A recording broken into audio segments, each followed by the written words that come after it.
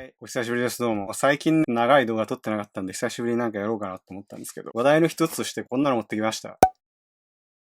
こういうね、血圧計なんですけど、今からじゃあちょっと血圧測ってみようと思います。最近ね、頻尿になってまして、泌尿器がかかってるんですけど、あるじゃないですか、病院の待合とかに。血圧計が置いてあって、やったら、最高血圧が87だっけな、なんか、すごい低い値が出たんですよ。でそれで家に帰ってきて血圧計あったのと思って、もう一度測ってみたら、まあ大体90前半とか、とにかく低いんですよ。そして今からやってみようと思います、もう一度。はい、どうぞ。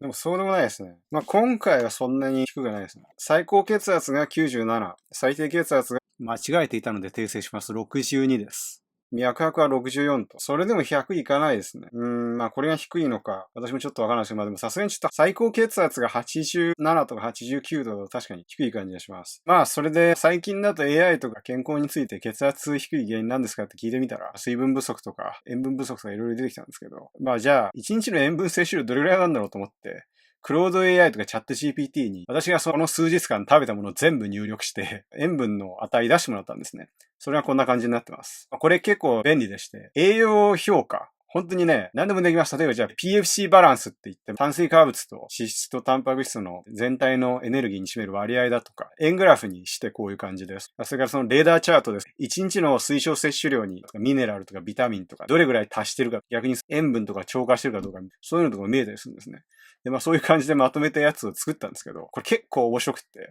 例えば私ね、あんまり塩分取らないんですよ。発酵食品の研究してたこともあって、味噌とかね、魚醤とか、まあ塩分濃度高いですから。あんまり取りすぎないように自分で調節してたおかげかな。そんなにね、取らないですよね。だけど、実際にこうやって見てみると、まあ意外とその1日合計するとまあ3、4グラムぐらい取ってるんですよね。別にこれはだからそんなに少なくはないです。まあ例えばじゃあ世界で塩分を一番摂取しないと言われているアマゾンの先住民がいます。ブラジルとベネズエラの国境に住んでるヤノマミ族っていう先住民がいるんですよ。なんかシャモノっていうね、丸いなんか大きなお家に住んでるんですけどみんなで。まあその彼らはですね、アマゾンの奥地に住んでるので、ジャングルの奥なんでまああんまり塩が手に入らないんですよね。なので1日の塩分摂取量世界で一番少ないって言われてまして、1グラム切ってるんですね。そういうのと比べたらまあ別に全然私は取ってますよ。3、4グラム。で確か1日の推奨摂取量っていうのがデータによって変わってて、5グラムだったり8グラムぐらいだったりするんですけど、まあ私は別にそれ未満言われてる量であり、なおかつ少なすぎもしない。別に1グラム未満とかでもないので。まあだからその辺が問題で低血圧になってるわけではないかな、みたいな。まあそんなことは分かったりするわけですね。まあということで、まあちょっと今、私、プログラミングの知識とか何にもないんですけど、この言葉、時代遅れになっちゃったかもしれないけど、ほんとミリシラなんですけど、こうやってクロード AI ぶん投げてみたら、それっぽい、こういうなんていうんですか、栄養分析アプリみたいなの作ってくれたんですよ。まあ、これは残念ながらまだ選べる食品の種類が限られて、まあ30種類ぐらいしかないんですけど、でもそれでもまあ一応機能するんですね。すごいなと思って今。本当に AI 何でもできますね。例えばね、私ね、この腸のすごい世界って本借りてきたんですけど、この本によるとですね、最近スマートトイレっていうのがあって、トイレの IoT 化ですね。